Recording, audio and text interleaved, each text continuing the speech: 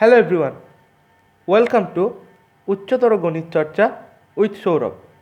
এই ভিডিওতে আমরা আলোচনা করব ত্রিকোণমিতিক সমীকরণ সমূহের সাধারণ সমাধান, অর্থাৎ general solution of trigonometric equations. তো প্রথমে জেনে নেওয়া যাক এখনও পর্যন্ত আমরা কি জেনেছি।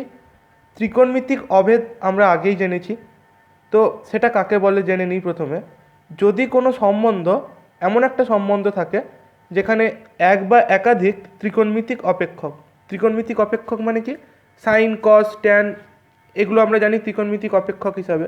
এবং এই সম্পর্কগুলো কি হয়, সাইনের সাথে কোনো একটা কোণ থাকে, আমরা যেটাকে থিটা বলে থাকি। তাহলে যদি সেই সম্বন্ধটা আমাদের এই যে সংশ্লিষ্ট কোণ থিটা থাকে তার যে কোনো বাস্তব মান এর জন্য সত্য হয়, তখন তাকে আমরা বলবো ত্রিকোণমিতিক অভেদ বা ট্রাইগোনোমেট্রিক আইডেন্টিটি। তার উদাহরণ কি, sine square theta plus cos square theta সমান 1। এটা আমরা কি জানি, একটা অভেদ। অভেদ কেন বলছি, কারণ এটা থিটার যে কোনো মানের জন্যই আমাদের সত্য হয়, সেই কারণে এগুলোকে আমরা বলে থাকি ত্রিকোণমিতিক অভেদ। অর্থাৎ এখানে কোনো বাধ্যবাধকতা নেই যে থিটার কিছু নির্দিষ্ট মানের জন্য এটা সিদ্ধ হবে। তো এরপর আমরা জানব যে ত্রিকোণমিতিক সমীকরণ কাকে বলে।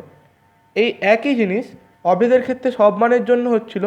এখানে যদি এমন কোনো আমরা সম্বন্ধ পাই যেখানে তার সঙ্গে সংশ্লিষ্ট যে কোণটা থাকে থিটা, সেটার কিছু নির্দিষ্ট সংখ্যক মানে, সেই নির্দিষ্ট মানটা সসীম হতে পারে, অসীম হতে পারে, কিন্তু সেটা নির্দিষ্ট একটা পদ্ধতি মেনে চলবে। তো সেই সংখ্যক মানে যদি সিদ্ধ হয়, তবে সেই সম্বন্ধটাকে আমরা বলবো ত্রিকোণমিতিক সমীকরণ বা ট্রাইগোনোমেট্রিক ইকুয়েশন। যেমন সাইন থিটা সমান 1/√2। এর ক্ষেত্রে আমরা আদর্শ কোণের ক্ষেত্রে কি জেনেছিলাম, এর মান হতে পারে π/4। কিন্তু π/4 ছাড়াও আরও অনেক মানের জন্য আমাদের এই সমীকরণটা সিদ্ধ হয়। তো কোন কোন মানের জন্য হয় সেটা আমরা দেখছি। থিটা সমান 45 ডিগ্রি ছাড়া 135 degree, -225 degree, 405 degree, -315 degree, 495 degree, -585 degree ইত্যাদি, এই সব মানের জন্য সমীকরণটা সিদ্ধ হয়। তো আমাদের বক্তব্য যে এইভাবে আমরা কতক্ষণ পর্যন্ত মান আর বের করতে পারবো, কিছু মান বের করতে পারবো, তারপর আর পারবো না। তাহলে আমাদের কি দরকার, এই পদ্ধতিটার একটা সাধারণীকরণ বা জেনারেলাইজেশন দরকার, যাতে করে আমরা সাইন থিটা সমান 1/√2 এখান থেকে থিটার যে অসংখ্য ধনাত্মক বা ঋণাত্মক মান পাচ্ছি, সেক্ষেত্রে কি হচ্ছে দেখতে পাচ্ছি, প্রত্যেকটা কোণের জন্যই আমাদের কোণানুপাতগুলো একই হচ্ছে। এটা এখানে বলা আছে যে অসংখ্য কোণের জন্য আমরা একই ত্রিকোণমিতিক অনুপাত পাচ্ছি। তাহলে আমাদেরকে কি জানতে হবে এরপরে, যে ত্রিকোণমিতিক সমীকরণ যে কোণগুলো দ্বারা, যেই কোণের মানগুলো দ্বারা সিদ্ধ হচ্ছে, তাদের প্রত্যেকটিকে আমরা বলবো সমীকরণের এক একটা বীজ বা সমাধান। অর্থাৎ সাইন থিটা সমান 1/√2 ক্ষেত্রে থিটা সমান 45 ডিগ্রি, 135 ডিগ্রি, সব কটাকে আমরা বলবো সমীকরণটার এক একটা সমাধান। তো এই সমীকরণের সমস্ত বীজগুলিকে আমরা একত্রে কি বলবো, সাধারণ মান। এবং সব কটা মানের মধ্যে যে মানটা সবথেকে ক্ষুদ্রতম হবে, সেই কোণের মানকে আমরা বলবো মুখ্য মান বা প্রিন্সিপাল ভ্যালু। যেমন সাইন থিটা সমান 1/√2 এর সাধারণ সমাধান কি, সব কটা থিটার যে সমস্ত মানগুলো পাচ্ছি, কিন্তু এর মধ্যে যেহেতু 45 ডিগ্রির মানটা সবথেকে ছোট, তাই এর ক্ষেত্রে আমাদের মুখ্য মান বা প্রিন্সিপাল ভ্যালু হবে 45 ডিগ্রি। এরপর আমরা জানছি যে ত্রিকোণমিতিক সমাধানটা কি। এটা আগেই বললাম যেহেতু, তবু আরেকবার বলে দিই যে ত্রিকোণমিতিক সমীকরণগুলো আমাদের যেসব কোণ দ্বারা সিদ্ধ হচ্ছে, সে কোণগুলো নির্ণয় করার পদ্ধতি যেটা, সেটাকে আমরা কি বলবো, ত্রিকোণমিতিক সমীকরণের সমাধান। তো এই সমাধান দুই প্রকার হতে পারে, সেগুলো কি কি আমরা জেনে নিই। একটাকে আমরা বলবো বিশেষ সমাধান বা পার্টিকুলার সলিউশন, আর একটাকে বলবো সাধারণ সমাধান বা জেনারেল সলিউশন। অর্থাৎ আমরা যদি কোনো সমীকরণ পাই, সেটা কোনো নির্দিষ্ট মানের জন্য যদি সিদ্ধ হয়, তাহলে তাকে আমরা বলবো বিশেষ সমাধান। অর্থাৎ নির্দিষ্ট একটা মানের জন্য আমরা যদি সমীকরণটা সিদ্ধ করাতে পারি, সেই মানটাকেই বলবো বিশেষ সমাধান। সাইন x সমান হাফ, এই সমীকরণের ক্ষেত্রে x সমান 30 ডিগ্রি, এটাকে বলা হবে বিশেষ সমাধান, কারণ এই নির্দিষ্ট মানের জন্য আমাদের সমীকরণটা সিদ্ধ হচ্ছে। এরকম যদি আরও মান আমরা পাই তাদের প্রত্যেকটাকে বলা হবে এক একটা বিশেষ সমাধান। আর সাধারণ সমাধান কি? যেসব মান দ্বারা সিদ্ধ হচ্ছে তার সবগুলোর যে সংগ্রহ বা সংকলন, সেটাকে আমরা বলবো ত্রিকোণমিতিক সমীকরণের সাধারণ সমাধান। অর্থাৎ cos θ সমান √3/2 এর যে সমাধানটা হবে সেগুলোকে আমরা একত্রে যদি লিখি এই আকারে, থিটা সমান 2nπ ± π/6, যেখানে nটা হচ্ছে পূর্ণ সংখ্যা। আমরা যখন cos θ সমান cos আলফার সাধারণ সমাধান করব তখনই জানতে পারবো যে এটা কিভাবে আসছে। আপাতত আমরা এখান থেকে কি দেখতে পাচ্ছি, এটা n এর মানের উপর নির্ভরশীল, n পাল্টালে আমাদের থিটা পাল্টাবে, তাই এটাকে বলা হয় সাধারণ সমাধান।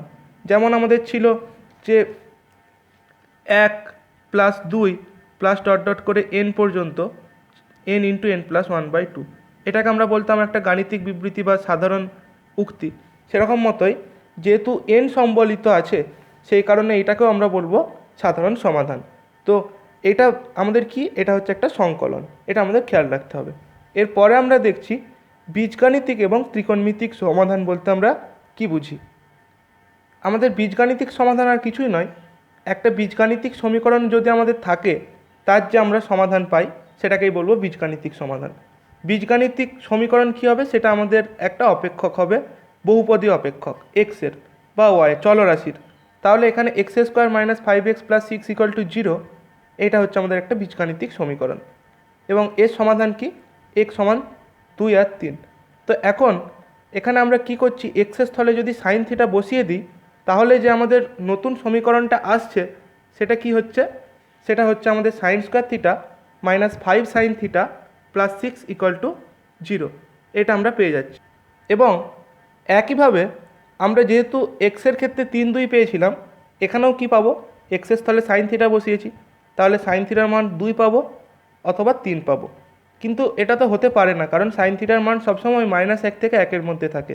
তাহলে আমরা কি দেখতে পাচ্ছি যে বীজগাণিতিক সমীকরণের একটা সমাধান থাকছে, কিন্তু সেটাকে আমরা যখন ত্রিকোণমিতিক সমীকরণে রূপান্তরিত করে দিচ্ছি তার কিন্তু সমাধান থাকছে না, অর্থাৎ নাও থাকতে পারে সমাধান। এটা যে সবসময় বীজগাণিতিক সমীকরণের সমাধান থাকলে তার রূপান্তরিত ত্রিকোণমিতিক সমীকরণের সমাধান থাকবে, এটা কিন্তু কোনো বাধ্যবাধকতা নেই। এরপর আমরা আসছি যে মুখ্য বা মৌলিক সমাধান বা প্রাইম সলিউশন বলতে আমরা কি বুঝি। না, আমাদের 0 ডিগ্রি থেকে 360 ডিগ্রির মধ্যে আমরা যেই কোণগুলো পাবো তাদের প্রত্যেকটাকে বলা হবে মুখ্য বা মৌলিক সমাধান। যেমন সাইন থিটা সমান হাফ, এর ক্ষেত্রে মৌলিক সমাধান বা মুখ্য সমাধান কি হবে, থিটার মান এই বিস্তারের মধ্যে কি হতে পারে, π/6 হতে পারে, আর একটা হতে পারে 5π/6। তাহলে এর ক্ষেত্রে আমরা মুখ্য মান হিসেবে এই দুটোকে পেয়ে যাব। এরপর এখান থেকে একটা জিনিস জানার আছে আমাদের, যে ত্রিকোণমিতিক সমীকরণগুলো আমরা প্রথমে 0 ডিগ্রি থেকে 360 ডিগ্রির মধ্যে মুখ্য সমাধান বের করে নিচ্ছি, এবং এর সাথে আমরা যদি 2nπ যোগ করে দিই তাহলে আমরা কিন্তু সাধারণ সমাধান পেতে পারি। এটা আমাদের একটা পদ্ধতি, কিন্তু অঙ্ক করার ক্ষেত্রে আমরা সাধারণত এই পদ্ধতিটা ব্যবহার করি না। কিন্তু যেহেতু আমরা প্রথম এটা জানছি, তাই সেক্ষেত্রে আমরা এটা করতেই পারি প্রথম দিকে।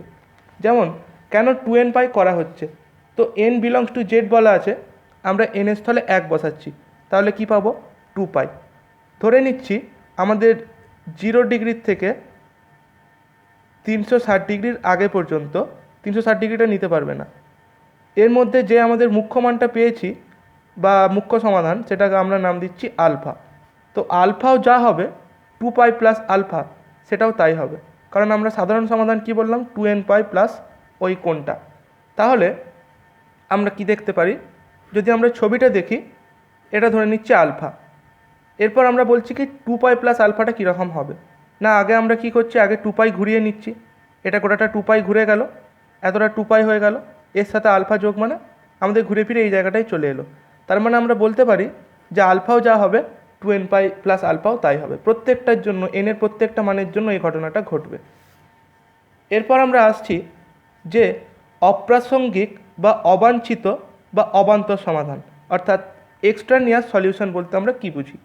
আমরা ত্রিকোণমিতিক সমীকরণের সমাধানের সময় দেখতে পাবো কিছু কিছু সমাধান এমন পাবো সমাধান করার পরে সেগুলো কিন্তু মূল সমীকরণকে আমাদের সিদ্ধ করবে না। তো এই জাতীয় সমাধানকে আমরা বলবো অপ্রাসঙ্গিক সমাধান। যেমন আমাদের √3 sign theta minus cos theta সমান 2, এই যে সমীকরণটা আছে এর পদ্ধতি আমরা পরে শিখব, কিন্তু আপাতত বলে রাখছি যে এর সাধারণ সমাধান হিসেবে আমরা কি পাবো।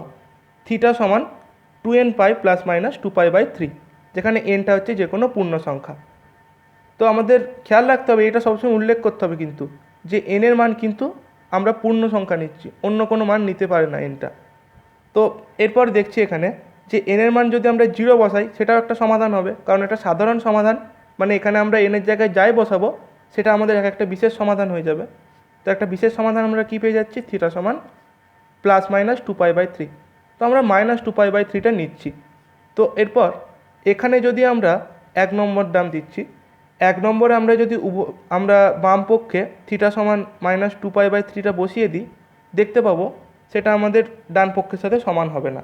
অর্থাৎ কি বলতে পারি এখান থেকে, এইটা আমাদের এই সমীকরণকে সিদ্ধ করছে না, কিন্তু এখান থেকেই প্রাপ্ত একটা বীজ, তাহলে এইটা হয়ে গেল আমাদের সমীকরণের একটা অবান্তর সমাধান। তাহলে আমাদের কাজ কি হবে, আমরা যেই সমাধানগুলো পাবো সেগুলো আমাদেরকে দেখে নিতে হবে সমীকরণে বসিয়ে, যে সেগুলো আদৌ সমীকরণকে সিদ্ধ করছে কি না। সমীকরণকে সিদ্ধ না করলে আমরা সেই মানগুলোকে বাদ দিয়ে দেবো, যেগুলোর জন্য সিদ্ধ হবে সেগুলোই সমাধান হবে, বাকিগুলো আমাদের অবান্তর সমাধান হয়ে যাবে। এরপর আমরা আসছি যে সাইন থিটা সমান 0, কস থিটা সমান 0, ট্যান থিটা সমান 0 এবং কট থিটা সমান 0, এগুলো আমাদের একটা ত্রিকোণমিতিক সমীকরণ। এর সাধারণ সমাধানগুলো কি হবে। তো প্রথমে আসছি সাইন থিটা সমান 0, এর ক্ষেত্রে কি হবে। আমরা একটা ছবি এঁকেছি, এক্স এবং ওয়াই অক্ষ এঁকেছি, পরস্পর লম্ব দুটো সরলরেখা, এবং আমরা কি করেছি, একটা বিন্দু পি নিয়েছি যার স্থানাঙ্ক হচ্ছে আমাদের এক্স, ওয়াই, এবং ওপি যোগ করেছি এবং ওপি সমান ধরেছি আমরা আর। তাহলে যেখানে আর কী হবে আমাদের √x² + y², এবং এই ওপি হচ্ছে আমাদের একটা ঘূর্ণায়মান রশ্মি, যেটা প্রারম্ভিক অবস্থান OX থেকে ঘড়ির কাঁটার বিপরীত দিকে ঘুরে থিটা কোণ উৎপন্ন করেছে। তো আমরা পি থেকে এম একটা লম্ব টেনে দিচ্ছি, পিএম লম্ব, তাহলে OPM এই সমকোণী ত্রিভুজ থেকে আমরা কি বলতে পারি, সাইন থিটার মান কত হবে, y/r হবে। এরপর এখানে আমাদের কি বলা আছে, সাইন থিটা সমান 0 হলে আমাদেরকে বের করতে হবে। তো সাইন থিটা যদি 0 হয়, y/rটা কত হবে, 0 হবে, অর্থাৎ আমাদের কি হবে, ওয়াইটা 0 হবে, আরটা কিন্তু নট ইকুয়াল টু 0, এটা আমাদের খেয়াল রাখতে হবে। এরপর আমরা জানবো যে ওয়াই সমান বলেছে 0 হতে হবে। তো ওয়াই সমান 0 কোথায় হয়, এক্স অক্ষের উপরে হয়। তাহলে আমাদের কি হতে হবে, এই যে আমাদের ঘূর্ণায়মান রশ্মিটা আছে সেটা যদি এর সাথে সমাপতিত হয়ে যায়, মানে পুরোপুরি মিশে যায়, যদি আমাদের OX-এর সাথে মিশে যায় বা OX' সাথে মিশে যায়, তখনই কেবলমাত্র ওয়াই সমান 0 হতে পারে, অন্য কোনো ক্ষেত্রে হতে পারে না। অর্থাৎ এটাই বলা আছে, যদি অন্তিম বাহু ওপিটা OX বা OX' এর সাথে মিলিত হয়, এবং সেটা কখন সম্ভব হবে, যদি থিটার মানটা 0 হয়, অর্থাৎ প্রথম একদম যখন আমাদের কোনো নড়াচড়া হয়নি, প্রারম্ভিক অবস্থানে ছিল, সেখানে থিটা 0 ছিল, অর্থাৎ সেখানে ওয়াইটা 0 হলো। এরপর আমরা যদি পায়ে আসি, অর্থাৎ 180 ডিগ্রি যখন হবে, তখন কি হচ্ছে, এটা ঘুরে গিয়ে পুরোপুরি OX' সাথে মিশে যাবে। এরপর 2π হলেও তাই হবে। এরপর এই দিকগুলো হলো আমাদের ধনাত্মকগুলোর জন্য। এবার ঋণাত্মক কোণগুলোর জন্য কি হবে, -π মানে কি, একই, মানে 180 ডিগ্রি এই দিকে ছিল, আর -180 ডিগ্রি হলে আমাদের কোণটা এই দিকে হয়ে যাবে। তো এই ক্ষেত্রেও হবে, -2π করলেও হবে। তাহলে কি দেখতে পাচ্ছি, যদি আমাদের থিটার মানটা 0 হয় বা পায়ের কোনো অখণ্ড গুণিতক হয়, অর্থাৎ যে গুণিতকগুলো হচ্ছে সেখানে সহগগুলো কী হবে, অখণ্ড সংখ্যা, সেই কারণে বলা হচ্ছে অখণ্ড গুণিতক। যদি এটা হয় তখনই কেবলমাত্র আমাদের ওয়াই সমান 0 হচ্ছে। অর্থাৎ আমরা বলতে পারি এখান থেকে যে যখন থিটা সমান n পাই, যেখানে nটা হচ্ছে যে কোনো পূর্ণ সংখ্যা, তাহলে সাইন থিটা সমান 0, এর ক্ষেত্রে আমরা সাধারণ সমাধান কি বলতে পারি, থিটা সমান n পাই, যেখানে nটা হচ্ছে যে কোনো পূর্ণ সংখ্যা। এর একটা বিকল্প পদ্ধতি আছে, সেটা আমরা দেখে নিচ্ছি। না, সাইন থিটা সমান 0, এর ক্ষেত্রে মুখ্য সমাধান কি হতে পারে, মুখ্য সমাধান মানে কি, 0 থেকে 360 ডিগ্রির মধ্যে আমাদের কি কি কোণ হতে পারে যেটা একে সিদ্ধ করে, সেটা একমাত্র আছে 0 এবং পাই। তাহলে এখানে আমরা জানবো যে সাইন থিটা অপেক্ষকটা এর পর্যায় হচ্ছে, সাধারণ পর্যায় হচ্ছে 2m পাই, এবং এটা একটা পর্যায়বৃত্ত অপেক্ষক। পর্যায়বৃত্ত অপেক্ষক কী বুঝবো আমরা সেটা জেনে নিই। এফএক্স একটা অপেক্ষক, একে আমরা বলবো একটা পর্যায়বৃত্ত অপেক্ষক যার পর্যায় এ কখন হবে, যদি F of A plus x সমান আমরা এফ অফ এক্স পাই, তখন এফএক্সটাকে বলবো পর্যায়বৃত্ত অপেক্ষক এবং এটাকে বলা হবে তার পর্যায়। তো এটা আমরা পরে জানবো যে সাইন থিটার ক্ষেত্রে আমাদের পর্যায়টা হয় 2π, এরপর 2π হয়, 4π হয়, সবকটাই হয়। তো সাধারণভাবে কি হবে 2m পাই, যেখানে এমটা হচ্ছে যে কোনো পূর্ণ সংখ্যা। তাহলে আমরা একটু আগেই বলেছিলাম যে মুখ্য মানের সাথে 2nπ যোগ করে দিলেই আমরা সাধারণ সমাধান পেয়ে যাই। তাহলে একটা এটা পাচ্ছি আর পাই যদি ধরি তখন এইটা পাচ্ছি। তো এই দুটোকে একত্রে করলে আমরা কি পাবো, যে থিটা সমান n পাই। এটা তো n এর মান যখন আমাদের যুগ্ম হচ্ছে তার জন্য, আর এটা n অযুগ্ম হলে, তাহলে এই দুটো একত্রে করলে আমরা এটা পেয়ে যাচ্ছি। এরপর আমরা আসছি যে cos থিটা সমান 0 এর ক্ষেত্রে সাধারণ সমাধান কি হয়। আমরা ছবি থেকে দেখতে পাবো যে cos থিটার মান হচ্ছে আমাদের x/r। এখন cos থিটা যদি 0 হয়, x/rটা 0 হবে এবং সেখান থেকে কি হবে, x সমান 0 হবে। এরপর আমরা দেখি যে এক্সটা 0 মানে কি, কোথায় হয় এক্সটা 0, এক্সটা 0 হয় y অক্ষের উপরে। তাহলে এটা আমাদের থিটা ছিল, এটা pm। তাহলে আমাদের y অক্ষের উপরে বললাম যে এক্সটা 0 হয়। তো এক্স 0 হতে গেলে কি হতে হবে, 1 হতে পারে যদি আমাদের এর সাথে এই রেখাটা, অন্তিম রেখাটা যদি এর সাথে মিশে যায় বা এর সাথে মিশে যায়, গোটা y অক্ষের সাথে যদি মিশে যায় তখনই হবে।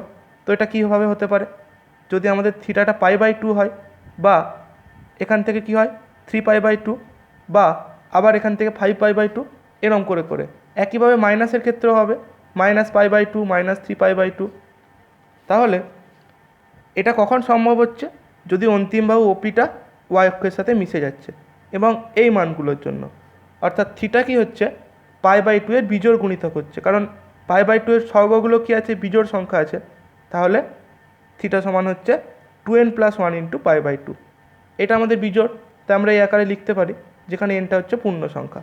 তাহলে cos থিটা সমান 0 এর সাধারণ সমাধান কি হলো, থিটা সমান 2n + 1 × π/2, যেখানে n বিলংস টু z। এরপর আমরা আসছি এর একটা বিকল্প পদ্ধতিতে। এটা খুব সহজে হয়ে যাবে। কিভাবে করতে পারি না, এর ক্ষেত্রে মুখ্য সমাধান হয় π/2 এবং 3π/2, এবং এর ক্ষেত্রে পর্যায়টাও হয় 2mπ। তাহলে একটা হচ্ছে এইটা 2mπ + π/2, আর একটা হচ্ছে এইটা। তো এই দুটোকে আমরা একত্রে কি বলতে পারি না, থিটা সমান nπ + π/2, এবং সেটাকে আমরা একটু সরল করলে লিখতে পারি এইটা। এরপর আমরা আসছি যে ট্যান থিটা সমান 0 হলে কি হবে। ট্যান থিটা মানে কি, ছবির থেকে বলতে পারবো y/x। এবার ট্যান থিটা 0 মানে কি, y/xটা 0, অর্থাৎ y সমান 0। এরপর y সমান 0 মানে সেটা আমাদের সাইন থিটা সমান 0 এর ক্ষেত্রে হয়েছিল। তো একইভাবে আমরা ওই সমীকরণের সমাধান থেকে যা পেয়েছিলাম এখানেও তাই পাবো, অর্থাৎ আমাদের থিটা সমান nπ হলে ওয়াইটা 0 হবে। তো ট্যান থিটা সমান 0 এই সাধারণ সমাধান কি, থিটা সমান nπ। বিকল্প পদ্ধতি দেখে নিচ্ছি। এর ক্ষেত্রে মুখ্য সমাধান কি হবে, থিটা সমান 0 এবং π, এবং ট্যান থিটার ক্ষেত্রে পর্যায়টা হয় mπ। তাহলে থিটা সমান কি হবে, mπ + 0, আর একটা হবে এটা। তো এই দুটোকে একত্রে আমরা কি লিখতে পারি, থিটা সমান nπ। এরপর আমরা আসছি কট থিটা সমান 0 হলে কি হবে। ছবির থেকে বলতে পারবো কট থিটা কত হবে, x/y। এরপর কট থিটা 0 হলে x/yটা 0 হবে, অর্থাৎ x সমান 0। এবার x সমান 0 মানে কি, সেটা আমাদের cos থিটা সমান 0 এর ক্ষেত্রেও হয়েছিল। তো সেখান থেকে আমরা কি বলতে পারি, সেটা কাজে লাগিয়ে থিটা সমান 2n + 1 × π/2, অর্থাৎ কট থিটা সমান 0 সাধারণ সমাধান আমাদের এইটা হবে। এরপর আমরা একটা নোট দেখে নিচ্ছি, যেখানে বলা আছে যে সেক থিটা সমান 0 এবং কোসেক থিটা সমান 0 এই দুটোর কিন্তু কোনো সমাধান নেই। কারণ আমরা কি জানি, থিটার যে কোনো বাস্তব মানে সেক থিটার মান সবসময় 1-এর থেকে বড় বা সমান হয়, আর কোসেক থিটার ক্ষেত্রেও তাই। তাই এটা হতে পারে না।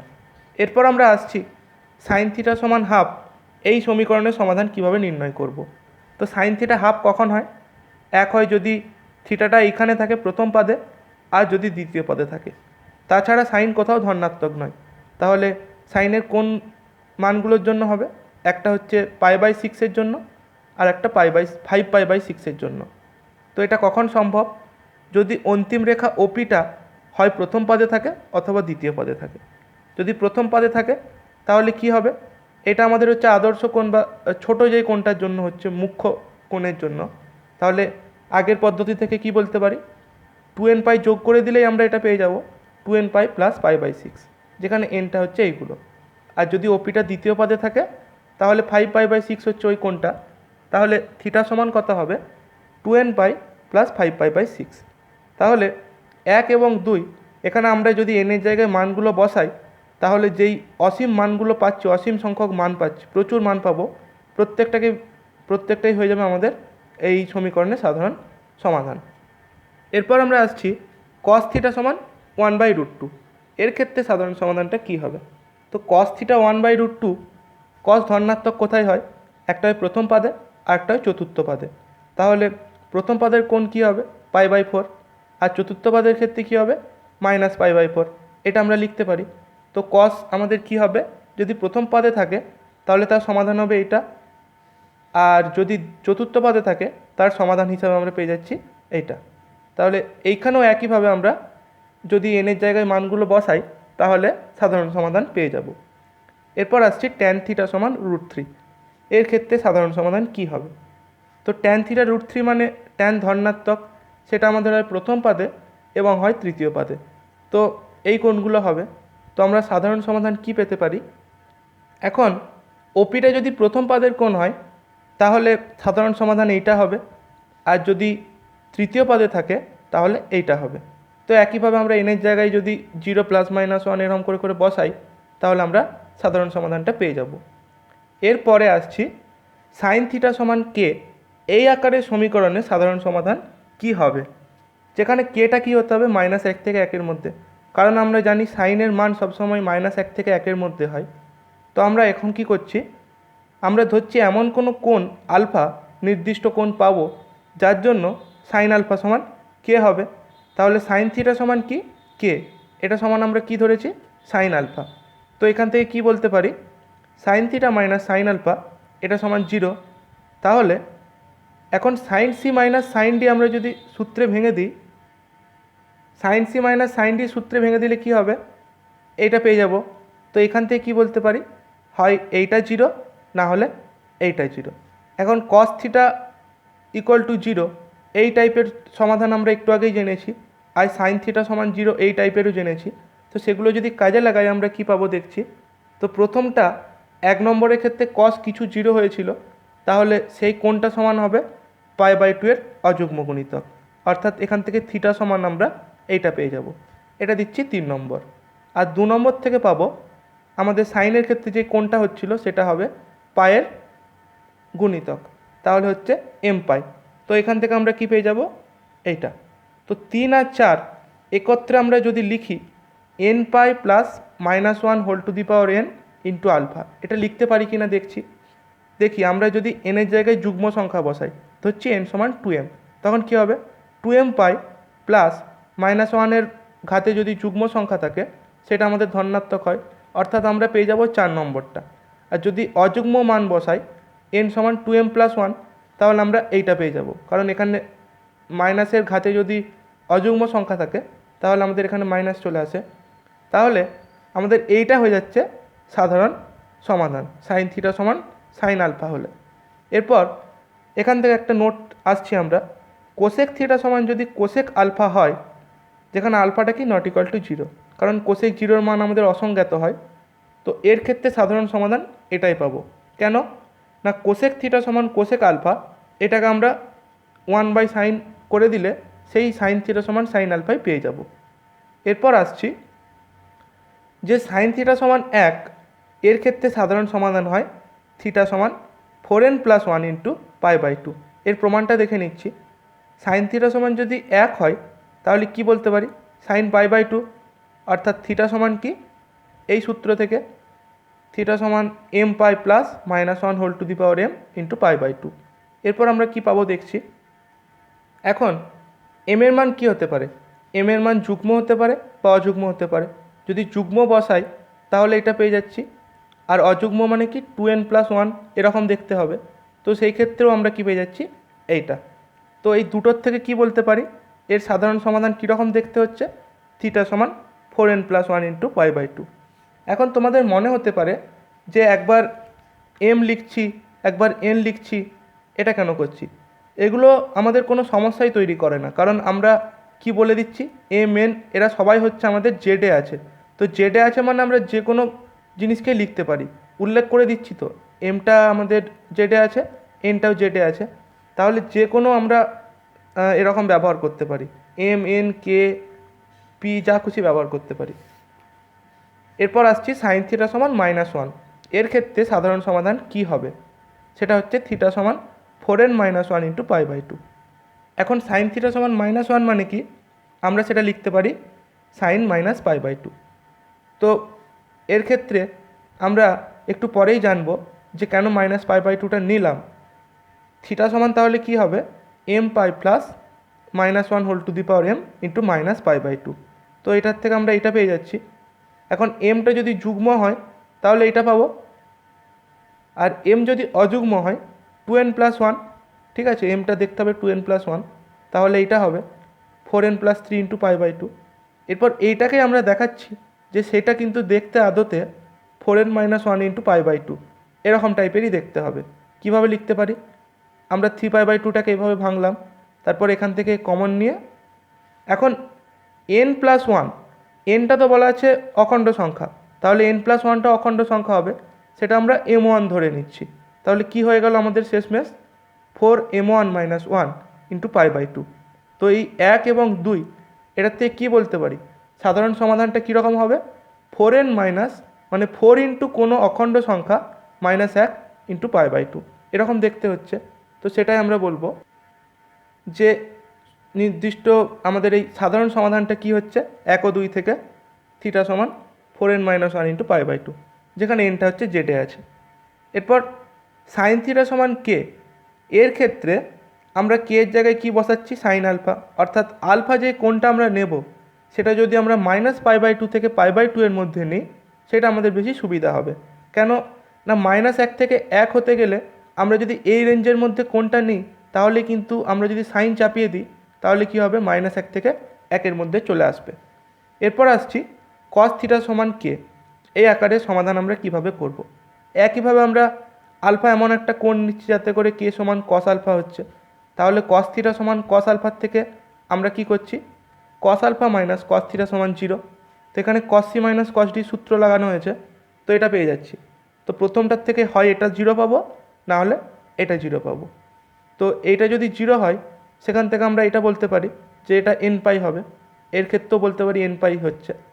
তো এই দুটোর থেকে আমরা একত্রে কি বলতে পারি, থিটা কীরকম দেখতে হচ্ছে, 2n π প্লাস মাইনাস আলফা, অর্থাৎ কস থিটা সমান কস আলফা হলে সাধারণ সমাধান হবে এইটা, যেখানে এনটা হচ্ছে জেডে আছে।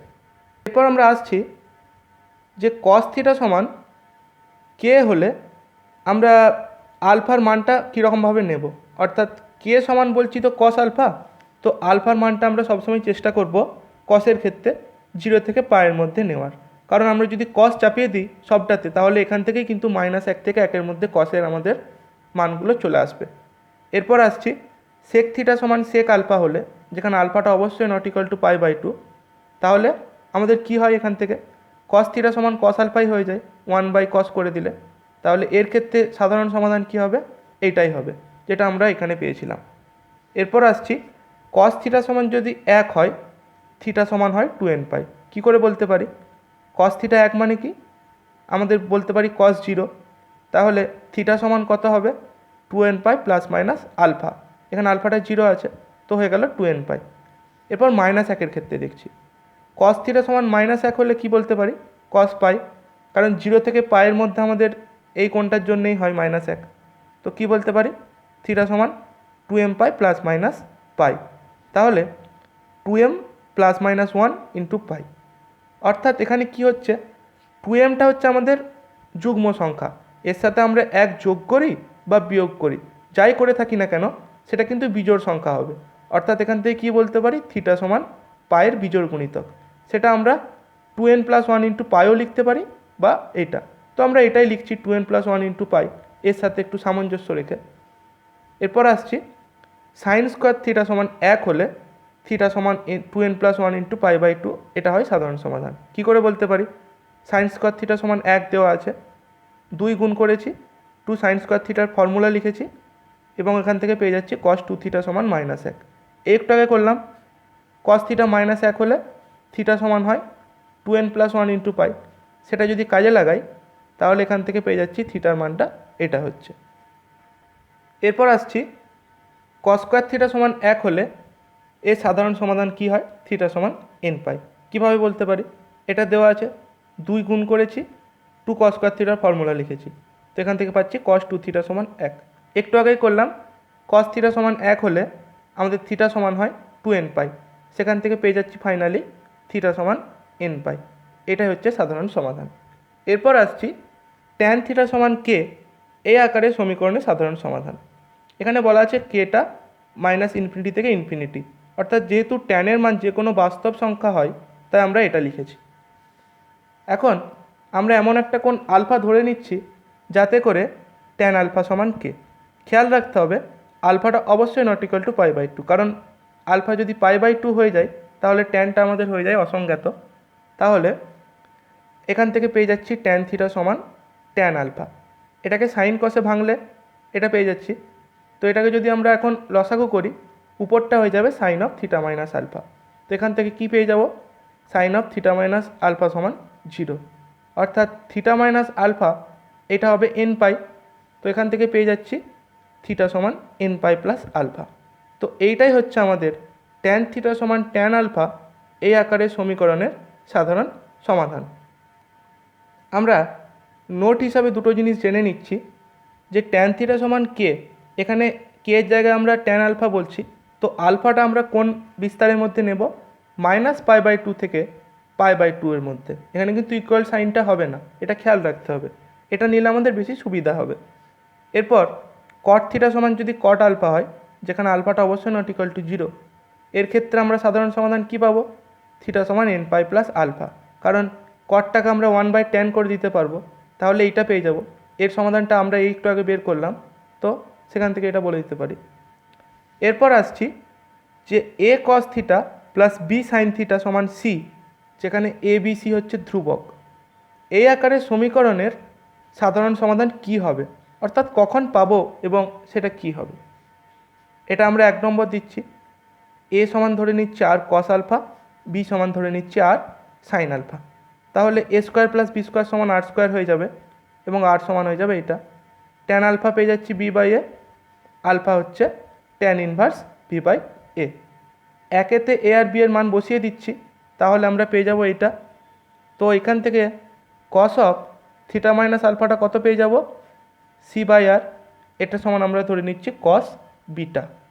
তো এটা যদি হয় তাহলে কি বলতে পারি? থিটা মাইনাস আলফা সমান, এটা cos থিটা সমান cos আলফা এরকম দেখতে হচ্ছে, সেখান থেকে আমরা এটা বলতে পারি। তো আমরা এইটা সাধারণ সমাধান পেয়ে যাব। কিন্তু এটা তো সাধারণ সমাধানটা লিখলাম, কিন্তু অস্তিত্ব কখন থাকবে সেটা পুরোপুরি নির্ভর করছে এর উপরে, কারণ c/r সমান cos বিটা ধরেছি। এখন cos বিটা এর যে মানটা হচ্ছে c/r, c/r এর মানটা বসিয়েছি, এইটা পাচ্ছি। আমাদের যদি এখন আমরা কি জানি cos বিটার মডিউলাস করলে সেটা লেস দেন ইকুয়াল টু 1 হয়। তো যদি cos বিটার মান অর্থাৎ এই মানটা যদি লেস দেন ইকুয়াল টু 1 হয় তবেই আমাদের সাধারণ সমাধান কিন্তু পাওয়া যাবে, তাছাড়া পাওয়া যাবে না। অর্থাৎ মড c যদি less than equal to √a² plus b² হয়। কিন্তু যদি এটা গ্রেটার দেন হয়ে যায় তাহলে সেক্ষেত্রে কী হয়ে যাবে? cos বিটার মানটা গ্রেটার দেন 1 হবে এবং সেই ক্ষেত্রে কোনো সাধারণ সমাধান থাকবে না। অর্থাৎ এই টাইপের সমীকরণ আমরা যখন সমাধান করতে যাব আগে এই শর্তটা হচ্ছে কিনা দেখে নেব। যদি না হয় তাহলে আমাদের সমাধান করে কোনো লাভই নেই, কারণ কোনো সমাধানই আমরা পাবো না। এরপর আসছি যে সাইন স্কোয়ার থিটা সমান সাইন স্কোয়ার আলফা, এর ক্ষেত্রে আমাদের সাধারণ সমাধান কি হবে? 2 দিয়ে গুণ করেছি, ফর্মুলা লিখেছি 2 সাইন স্কোয়ার থিটার, তো এখান থেকে পেয়ে যাচ্ছি cos 2 থিটা সমান cos 2 আলফা। তো এখান থেকে 2 থিটা সমান কী পেয়ে যাব? 2n পাই প্লাস মাইনাস 2 আলফা। তো এটা পেয়ে যাচ্ছি সাধারণ সমাধান। কস স্কোয়ার থিটা সমান কস স্কোয়ার আলফা। এর ক্ষেত্রে কী হবে, 2 দিয়ে গুণ করছি, তারপরে 2 কস স্কোয়ার থিটার ফর্মুলা লিখেছি, তো একইভাবে পেয়ে যাচ্ছি এটা। এরপর আসছি ট্যান স্কোয়ার থিটা সমান ট্যান স্কোয়ার আলফা। উভয় দিকে 1 যোগ করেছি, তাহলে এগুলো সেক স্কোয়ার হয়ে গেল। সেক স্কোয়ার মানে 1/cos স্কোয়ার, তাহলে এটা পেয়ে যাচ্ছি। এবং এটা কি হয়ে যাচ্ছে, এখান থেকে বলতে পারি এটাই চলে আসছে, তাহলে থিটা সমান n π প্লাস মাইনাস আলফা, এটা হবে। তাহলে এখান থেকে আমরা কি বলতে পারি যে সাইন স্কোয়ার থিটা সমান সাইন স্কোয়ার আলফা, এইটা এবং এইটা, এই তিনটে সমীকরণের ক্ষেত্রে সমাধান কিন্তু আমাদের একই হবে, এবং সেটা কি হবে, থিটা সমান n π প্লাস মাইনাস আলফা। তো এখানে আমরা কিছু সতর্কতা অবলম্বন করব যখন সমীকরণ সমাধান করব, ত্রিকোণমিতিক সমীকরণ। প্রথমে আমাদেরকে বলে রাখি যে সমাধান করার সময় কিন্তু যতটা সম্ভব উভয় পক্ষের বর্গ করা এই পদ্ধতিটা এড়িয়ে যেতে হবে, কারণ এই ক্ষেত্রে আমাদের অবান্তর বীজ আসার সম্ভাবনা বেড়ে যায়। এবং যদি বর্গ করেও থাকি তাহলে কোন কোন মানের জন্য আমাদের অবান্তর সমাধান আসছে সেটা দেখে নিতে হবে, এবং সেগুলোকে আমরা বাদ দিয়ে দেব। অর্থাৎ যদি আমরা এরকম কোনো সমীকরণ পাই, √3 sine theta plus cos theta সমান 2, তো এখান থেকে আমরা কি করতে পারি, 2 মাইনাস কস থিটা। তো আমরা উভয় পক্ষের বর্গ এটা কিন্তু আমরা যতটা সম্ভব বর্জন করব, অন্য পদ্ধতিতেও করা যায়, সেদিকে আমাদেরকে বেশি খেয়াল রাখতে হবে। এরপর যে কোণগুলো আমরা ব্যবহার করব সেটার যে সংজ্ঞার অঞ্চল সেটা পরিবর্তন না করাই উচিত। অর্থাৎ আমরা এখানে যেই কোণগুলোর কথা বললাম, যে সাইনের ক্ষেত্রে -π/2 থেকে π/2 এর মধ্যে নেওয়ার চেষ্টা করতে হবে, কসের ক্ষেত্রে 0 থেকে π এর মধ্যে, আর ট্যানের ক্ষেত্রে -π/2 থেকে π/2 এর মধ্যে। তো এগুলোকেই বলছে যে কোণের সংজ্ঞার অঞ্চলগুলো এর বাইরে গিয়ে না করাই ভালো, তাহলে আমাদের একটু ঝামেলা তৈরি হয়। তো যদি আমরা কখনো এটা করেও থাকি তাহলে আমাদেরকে পরে এই সংজ্ঞার অঞ্চলটাকে সংশোধন করে নিতে হবে। এরপর উভয় দিকে গুণ আকারে আছে এমন কোনো পদ আমাদের কিন্তু কখনোই কেটে দেওয়া উচিত নয়, কারণ সেই ক্ষেত্রে কিছু প্রকৃত সমাধান বাদ পড়ে যেতে পারে। অর্থাৎ আমরা যদি কখনো এরকম পেয়ে যাই যে সাইন থিটা সমান আমরা যদি পাই কস থিটা সাইন থিটা, তো এখানে কিন্তু আমরা কখনোই উভয় দিক থেকে সাইন থিটাটাকে কেটে দেব না, কারণ আমরা যদি কেটে দিই তাহলে আমরা কি করব, এখানে দেখতে পাচ্ছি 1 মাইনাস কস থিটা, এটা যদি আমরা এই দিকে নিয়ে এসে কমন নিই, তো যদি কেটে দিতাম কি হতো, সাইন থিটা সমান 0, এটা তো হতে পারে এখান থেকে, এই জিনিসটা পুরোপুরি বাদ চলে যাচ্ছে। অর্থাৎ এখান থেকে তো থিটা সমান n π পাবো। তো সেই জন্য আমাদেরকে খেয়াল রাখতে হবে কখনোই কোনো আমাদের যদি গুণ থাকে উভয় পক্ষে, সেই জিনিসগুলোকে উৎপাদকগুলোকে যতটা সম্ভব খেয়াল রাখতে হবে যেন না কাটা যায়। এরপরে আমাদেরকে দেখতে হবে যে যে কোণগুলো আমরা পাচ্ছি তার জন্য ত্রিকোণমিতিক সমীকরণের কোনো পদ যাতে অসংজ্ঞাত না হয়ে যায়। অর্থাৎ এমন কোনো কোণ আমরা লিখব না উত্তরে যেই কোণগুলোর জন্য ত্রিকোণমিতিক সমীকরণে এরকম কোনো সমস্যা তৈরি হয়, অর্থাৎ এরকম কোনো বীজ এলে আমরা সেটাকে বাদ দিয়ে দেব। আর কি, সমাধানের কোনো ধাপে কোনো পদের ক্ষেত্রে হরের মান যেন শূন্য না হয়ে যায়, অর্থাৎ আমাদের অসংজ্ঞাত যাতে না হয় সেই জিনিসগুলো আমাদেরকে করতে বলছে। অর্থাৎ সাইন থিটা বাই আমরা ধরে নিচ্ছি কোনো জায়গাতে তলাতে 0 চলে আসছে, এরকম সমস্যা তৈরি হয়ে যাচ্ছে, তো সেই জিনিসগুলো যাতে না হয়। অর্থাৎ আমাদের পুরো সমাধানটা করার সময় কোনো ধাপে আমাদের এই ধরনের জিনিসপত্র আসা চলবে না। আর কি, আমরা যেই n বা m ব্যবহার করব সাধারণ সমাধানের ক্ষেত্রে, বলে দিচ্ছি যে nটা হচ্ছে যে কোনো পূর্ণ সংখ্যা, তো সেটাকে আমরা সঠিকভাবে বলতে হবে যে n এর মানগুলো কি হচ্ছে। সবসময় আমাদের যে n এর সব কটা মানের জন্য সমাধান পাবো তা কিন্তু নয়, কখনো কখনো কোনো মান বাদও যেতে পারে, হয়তো সেটার জন্য সমীকরণটাকে সিদ্ধ করছে না এমন কোনো বীজ পাচ্ছি, তো সেই ক্ষেত্রে আমাদের n বা m যাই ব্যবহার করে থাকি না কেন তার মানগুলোকে উল্লেখ করে দিতে হবে যে তারা কোন মানগুলো গ্রহণ করছে, সেটা এখানে বলা আছে। আর মুখ্য মানগুলো নির্ধারণের ক্ষেত্রে আমাদেরকে ওই সতর্কতাগুলো রাখতে হবে যে কোন রেঞ্জে আমরা নিচ্ছি, কোন বিস্তারে নিচ্ছি। এরপর কখনো কখনো একই সমস্যার বিভিন্ন পদ্ধতির সমাধান আমরা করতে পারি, সেই ক্ষেত্রে সমাধানের রূপটা আলাদা আলাদা হতে পারে, কিন্তু এতে চিন্তা করার কোনো কারণ নেই, কারণ সেগুলো আমরা একই ধরনের সমাধানকে প্রকাশ করে এবং সেটা আমরা এনের বিভিন্ন মান বসিয়ে পেতে পারি। যেমন কেউ ধরে নিচ্ছি থিটা সমান পেলো 4n - 1 ইন্টু π/2, আর কেউ পেলো থিটা সমান 4n + 3 ইন্টু π/2। এই দুটো কিন্তু একই জিনিস। কেন? আমরা যদি দেখে নিই, যে কোনো একটা মান বসিয়ে দেখি, যে এনের জায়গায় এখানে 1 বসাচ্ছি, তো থিটা সমান 3π/2 পাচ্ছি এই জায়গার থেকে। আর এখানে এনের জায়গায় যদি 0 বসাই, এখানেও কি পাচ্ছি? 3π/2। অর্থাৎ আমরা বিভিন্ন মান বসিয়ে বসিয়ে দেখব, এখানে যা যা মান পাবো এখানেও তাই মান আমরা পাচ্ছি। তাহলে এই জিনিসগুলো খেয়াল রাখতে হবে। তো আমাদের ত্রিকোণমিতিক সমীকরণের যে তাত্ত্বিক জায়গা সেটা শেষ হলো। পরের ভিডিওতে আমরা কিছু গাণিতিক সমস্যা নিয়ে আলোচনা করব। তোমাদের ভিডিওটা ভালো লেগে থাকলে অবশ্যই লাইক, কমেন্ট, শেয়ার করো। আমার চ্যানেলে যদি কেউ নতুন হও তাহলে সাবস্ক্রাইব করে বেল আইকনটা প্রেস করে দাও। Thanks for watching.